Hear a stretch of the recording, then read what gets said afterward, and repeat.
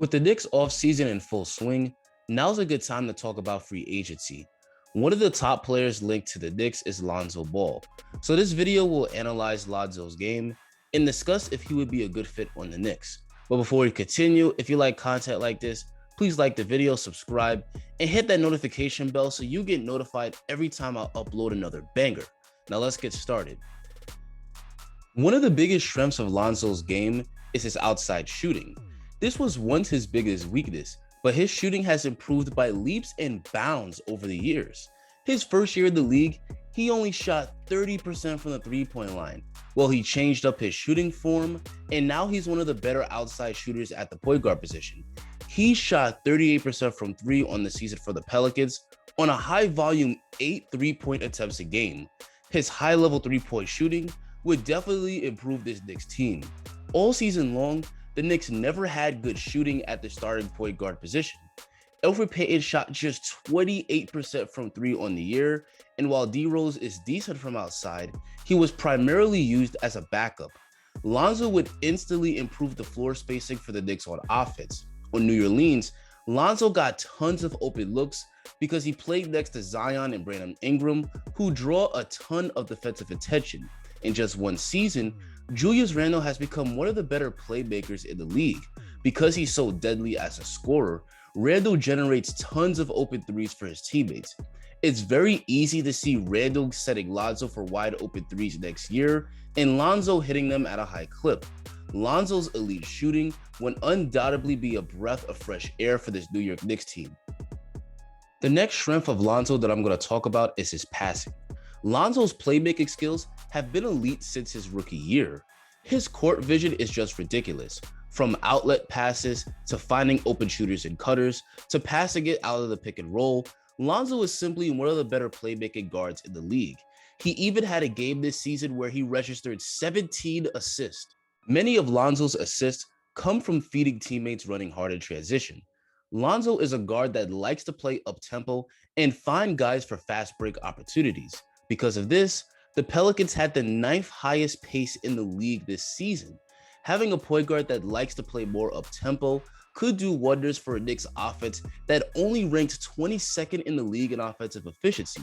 More fast break opportunities is definitely a way for the Knicks offense to score more points, especially if Lonzo plays alongside athletic guys that like to run hard in transition like Obi Toppin. The last strength I'm going to talk about with Lonzo is his defense. This is another area where Lonzo has thrived in since the day he was drafted in the league. He's got a great physical profile at 6'6" with a 6'9" wingspan and excellent defensive instincts. With that size, he could guard multiple positions on the court. The Pelicans usually gave Lonzo the responsibility of guarding the other team's best player, and he often did a great job defending them. The Knicks already were a great defensive team this year, but adding a defender of Lonzo Ball's caliber to the equation should make them even better. Next, let's get into his weaknesses. The first major weakness of Lonzo is his lack of scoring ability and aggressiveness. Lonzo just simply isn't a point guard that can break down the defense at a high level, nor is he a player that's a very good shot creator. He doesn't get to the rim very often, as he only took 2 attempts per game within 5 feet of the basket, and he isn't a great finisher once he gets there either. He also isn't someone that can create offense for himself with mid-range pull-ups at a high level. He only shot 35% within 10 to 14 feet of the basket. So as we can see, Ball isn't a very good scorer in the half court. I think this flaw in Lonzo's game would really rear its ugly head in the playoffs. Lonzo is great in transition, but in the playoffs, the game tends to slow down and it's all about half-court execution. This is where Lonzo's inability to create his own shot at an elite level would really get exposed. That brings me to our next weakness, and that's Lonzo's lack of playoff experience. Lonzo is still pretty young at just 23 years old, and he's never been in a playoff game in his career. We already saw in the Knicks' first-round series with the Hawks how young, inexperienced players can struggle in the playoffs. Both Randle and RJ Barrett had great regular seasons, but they were pretty underwhelming this postseason. The playoffs is a much higher level of intensity from the regular season, so it's not uncommon to see the moment be too big for younger players in their first postseason experience. with Lonzo's lack of playoff experience and inability to create in the half court at an elite level, it really makes you question whether Lonzo is truly that point guard that brings the Knicks to the next level in terms of playoff success. And the last weakness we'll talk about with Lonzo is injuries. Lonzo has had an injury-riddled career up to this point. He only played in 55 games this year, and he's never played in more than 63 games in any season of his career.